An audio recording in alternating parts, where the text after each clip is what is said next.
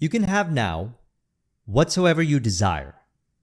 By that I mean you find the inherent fulfillment you seek through desire, as Neville said. What you now desire, you already have, and you seek it only because you have already found it. You found it in the form of desire. So fulfillment and happiness in whatever shape or form you desire, be it ideal harmonious relationships, is the result of true self-acceptance. Thus, there's no shame in desiring to experience the relationship or any symbol of your inherent fulfillment or happiness. I remember Ramana Maharshi once saying, "Happiness is your true nature. It is not wrong to desire it." And by this it means you already have happiness, as in you are it, beyond any judgment of appearances, and by that I mean unnecessarily seeking externally for proof, validation, or confirmation of happiness or fulfillment. So Neville teaches what the Bible teaches, which is true self-acceptance, meaning acceptance that the self is already fulfilled. We acknowledge this fulfillment through accepting desire. Mark 11:24. Therefore, I tell you, whatever you ask for in prayer, believe that you have received it and it will be yours. In other words, as you imagine you received it, it's already yours. So I titled today's Neville Goddard conversation, "You are already fulfilled in every way possible." This is based on a question I received the other day, which was, if one accepts being fulfilled unconditionally, does this mean that they would just sit there and not do anything?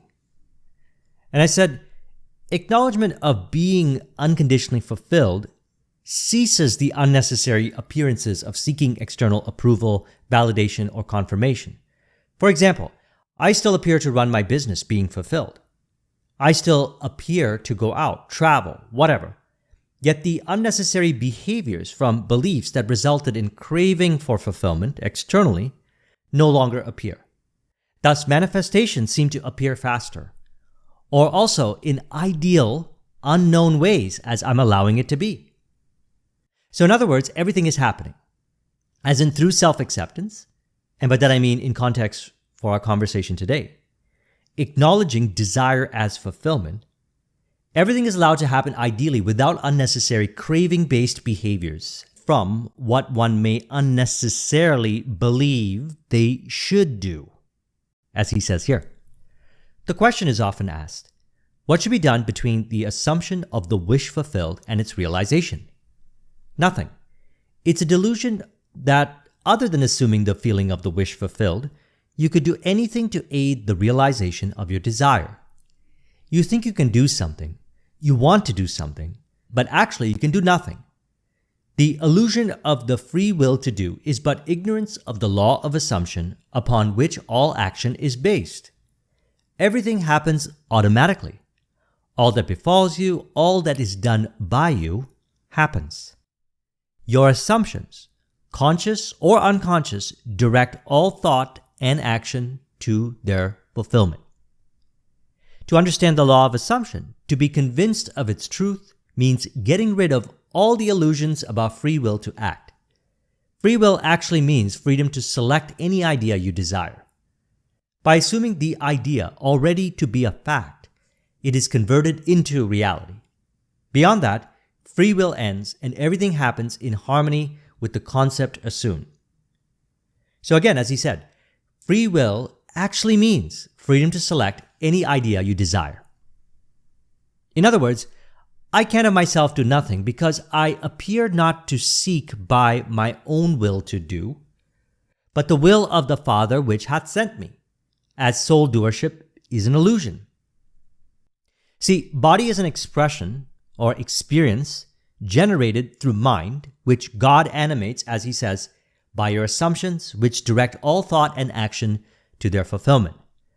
Consciousness, which is the light, your true self, which is one with the Father, the All, results in all that appears through imagination refracted out by the mirror of your mind as emanations of God, as he says here. I am the light of the world. I am. The knowledge that I exist is a light by means of which what passes in my mind is rendered visible. Memory, or my ability to mentally see what is objectively present, proves that my mind is a mirror, so sensitive a mirror that it can reflect a thought. Your consciousness is the light reflected on the mirror of your mind and projected in space to the one whom you think.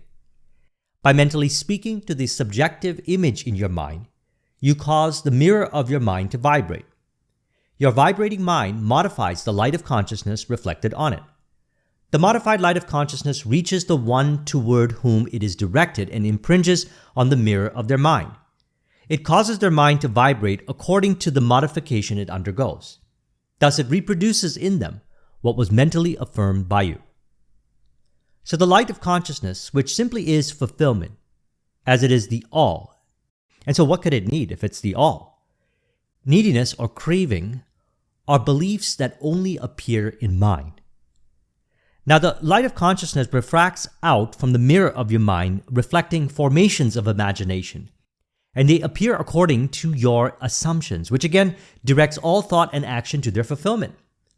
So, to the degree you accept that the true nature of self is fulfillment, so is life imagined as fulfillment, and so does life appear fulfillingly for you. So you get to imagine what fulfillment means to you, which you have found in the form of desire, as he mentioned. So unnecessary craving, which is an appearance of lack of acceptance of desire, meaning fulfillment, may be experienced as emotions, thoughts, and behaviors of craving. These spawn as appearances of past imaginings, not true to fulfillment. And now is where imagination changes everything. And by that I mean, beyond what one imagined appeared as the past in a not-so-ideal way, or what one may imagine about the future in a not-so-ideal way. Now is where we can imagine what implies fulfillment, true self-acceptance, to apply the law ideally, as he says. The world and all within it is our conditioned consciousness objectified. Consciousness is the cause as well as the substance of the entire world. So it is to consciousness that we must turn if we would discover the secret of creation. Knowledge of the law of consciousness and the method of operating this law will enable you to accomplish all you desire in life. Now, all imaginal acts in relation to what we can call past, present, or future are stored in the subconscious aspect of mind cued for manifestation, which means we consciously generate and impress imaginal activity upon the subconscious aspect of mind, as Neville said. By this law, first conceiving an idea and then impressing the idea conceived on the subconscious, all things evolve out of consciousness, and without this sequence, there is not anything made that is made. So thus, by law is what and how it all appears. John 1:1-3. In the beginning was the Word, and the Word was with God, and the Word was God. He was with God in the beginning. Through him all things were made. Without him nothing was made that has been made. So it is key then to be aware of what we are imagining, and we can say thus, we are always praying. Prayer is acknowledgement of what you already have, both in imagination and in physical appearance, which we can call thanksgiving, as he says. Praise and thanksgiving are to one's desires what rain and sun are to the unseen seeds in the soil of the earth. So now, knowing that fulfillment is your natural way of being, your true self is fulfillment, anytime a desire appears, imagine it as fulfilled by capturing the feeling of being fulfilled. Also, knowing that fulfillment is your natural way of being, your true self is fulfillment, anytime an appearance shows up that you would consider ideal, give praise and thanksgiving within for it. As how anything or anyone appears, by which you imagine ideally lovingly in relation to the appearances, results in mediating God to it or them, as he says. Knowing that any time that we exercise our imagination lovingly on behalf of another, we are actually and literally mediating God to them. So here's how I apply the law the way we discussed today, which you can do as well, and I trust you'll find this to be helpful. Number 1, anytime a desire shows up, accept it as fulfilled. This could be imagining what implies through prayer or autosuggestion or capturing the feeling of it already being so.